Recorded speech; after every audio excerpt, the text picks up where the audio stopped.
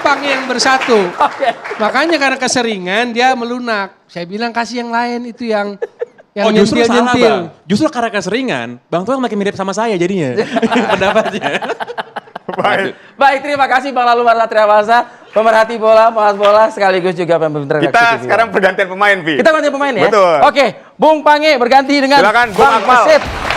Boleh berjabat tangan dulu dengan Bung Toel. Nah, kita dengarkan suaranya nih. Gaya permainan yang seimbang. Dapat memadu-madankan bagaimana penampilan bertahan dan menyerang. Anda melihatnya seperti apa? Sebenarnya tema ini bukan tema yang Apa tuh? merepresentasikan narasumbernya, kelihatan ini merepresentasikan kegalauan netizen gitu. Saya ketawa kemarin ada di netizen itu tulis kalah 1-5 karena penjudi, kalah menang 1-0 karena pondasi STY.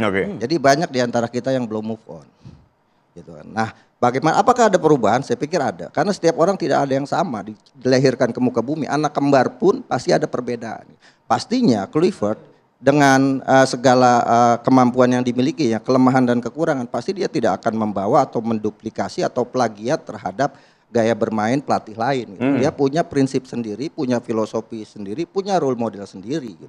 Nah, kalau saya lihat apa yang berbeda, misalnya salah satu yang berbeda adalah saya melihat dalam pertandingan 2 kali 45 menit itu ada perubahan strategi yang berjalan sangat luar biasa. Pertama pakai 3-4. 1-2, kemudian berubah menjadi 5-3-2, kemudian berubah lagi menjadi 5-4-1. Kemudian ketika Rizky Ridho di luar itu kelihatan banget di gambar Sintayong, saya jadi belum move on juga. Kluivert kemudian memberikan instruksi kepada pemainnya 5-3-1 yang kemudian mampu diterjemahkan oleh Jay Inces dan memberikan arahan kepada rekan-rekannya. 5-3-1 gitu kan. Artinya apa? Artinya ada komunikasi yang sudah mulai lancar.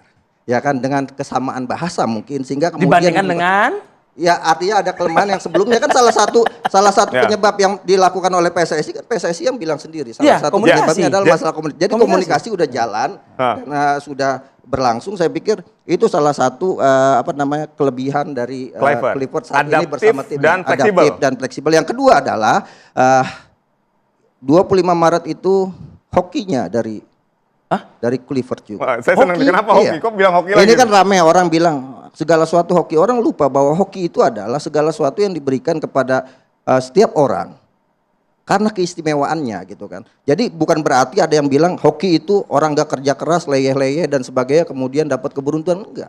Hoki itu, ini dalam Al-Quran nih, hoki itu disebutkan 40 ayat loh.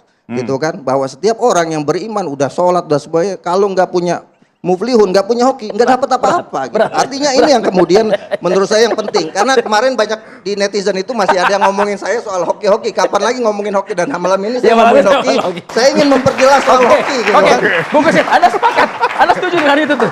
Kluivert terbaik, bagus seperti itu. Sebentar. Akmal kalau udah ngomongin pakai ayat-ayat Al-Quran, ini kemarin karena habis saya undang dia jadi penceramah di tempat saya. Jadi masih ke bawah suasananya ya?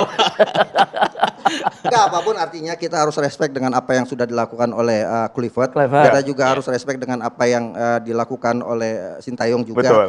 Tapi setiap orang itu pasti berbeda. Dia mau mengatakan Kluivert udah tobat, gimana? Iya, jadi kalau kita bicara, kembali ke judul lah ya. Libas Bahrain, Kluivert, Trio STY. Ya masalahnya sih kalau emang iya gitu kan. Ya boleh-boleh aja. Tapi kalau saya sendiri sih sebenarnya nggak terlalu sepakat ya. Kenapa? Karena setiap pelatih itu kan pasti punya format berbeda-beda. Bisa juga sama, kan begitu. Ya ketika misalnya Indonesia kalah lawan Australia, waktu itu juga kan puzzle-nya nggak lengkap. Ya, waktu itu Justin Hapner nggak main. Betul. Iya kan. Kemudian mau tidak mau memang pilihannya adalah dengan formasi 4-3-3 walaupun akhirnya menjadi malapetaka kan begitu. Tapi kan kemudian ada koreksi. Ketika pemain sudah lengkap, Jaitzes, kemudian Rizky Ridho, kemudian juga Hapner sudah bisa diturunkan, kan kembali. Ya bagaimana kemudian Kluivert juga menyadari lah, saya pikir bersama asistennya juga Alex Pastor bahwa memang saat ini materi pemain yang paling memungkinkan untuk skema yang diturunkan oleh timnas, ya memang seperti itu 3-4-3 kan. Nggak mau juga dia mati konyol untuk kedua kalinya dengan format yang sama, jangan-jangan justru malah babak belur menghadapi Bahrain. Beruntung juga Bahrain kemarin mainnya nggak bagus. Bahrain main nggak bagus. Saya pikir dia mereka setelah juara Piala Teluk ya mengalahkan Oman, penampilannya akan bagus. Ternyata di luar prediksi. Nggak bagus juga. Nggak bagus. Udah nggak bagus, ngata-ngatain 300 juta masyarakat Indonesia lagi. Jadi saya pikir kalau kemudian Indonesia menang, memang harusnya lebih dari 1 gol, ya karena Bahrain sendiri Ya kan kesempatan kan ada 4 kan? waktu itu? ada 4. Marcelino punya 2 kesempatan, Oke. ya dua-duanya tidak terjadi gol. Terjadi Kemudian gol. satu lagi Eliano. dari Eliano Reinders ya. Tapi oke lah, itulah sepak bola kan begitu. Nggak hoki berarti mas. Iya, nggak hoki Marcelino juga. 2 peluang nggak hoki. Tetap konsisten dengan Eliano hoki, hoki punya sih tadi. Kalau dia punya hoki, dia dapat itu jadi gol. Gitu. Iya, jadi kalau kembali kepada formasi ya, saya pikir dengan apa yang ditampilkan oleh Kluivert, pastilah dia melihat lah apa yang pernah disuguhkan sebelumnya ya. Dia artinya juga nggak malu kok untuk melihat apa yang pernah dilakukan oleh Kluivert. Tapi kalau kemudian dikatakan apakah itu meniru, ya enggak juga lah. Oke. Tadi saya katakan bahwa pelatih pasti punya cara. Ya. Dia juga melihat pemain yang tersedia pada saat itu bagaimana. Ya, dan ternyata memang the best. Kemarin the best. Kalau Indonesia kemudian menang atas Bahrain, ya saya pikir wajar. Nah, kebetulan juga Bahrain mainnya Andai kan jelek. adaptif itu sudah dimulai sejak kita berada di Stadion Allianz Sydney. Adaptif tadi Iya, itu iya. gitu yang dikatakan oleh Bung Akmal gitu. Tapi kan kehancuran itu kan mungkin saja tidak sampai seperti itu gitu. Belum tentu juga. saya Belum tentu pikir. juga. Australia, walaupun sejumlah pemain utama Australia absen, tapi Ya. Australia grade-nya di atas Indonesia. Kita harus akui itu loh. Oke.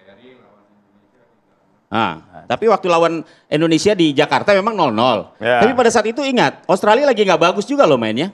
Ada break 2 bulan dan saya pikir perubahan evaluasi yang dilakukan oleh pelatih Tony Popovic ya dari pelatih sebelumnya ya. Itu ternyata berjalan dengan baik.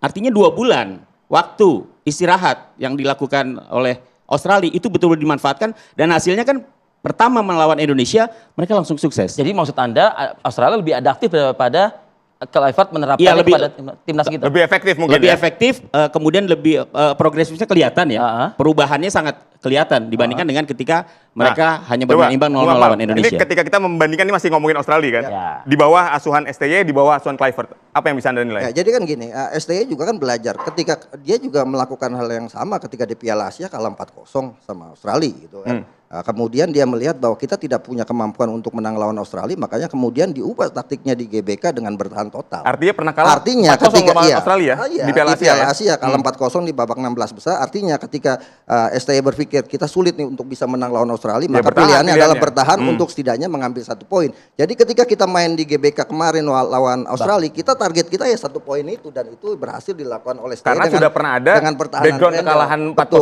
itu. betul. Nah ini sama kayak Kluivert. Ya, Kluivert kan belum bertemu Australia. Betul, baru kali makanya ini. nanti kesempatan berikutnya mungkin Kalau bisa- Kluivert misalnya sudah bertemu dengan Bahrain ketika dia kalah 0-4 bersama Kurakau. Jadi dia sudah punya gambaran kekuatan Bahrain Baik. sehingga dia juga mengubah permainan ini. Ya.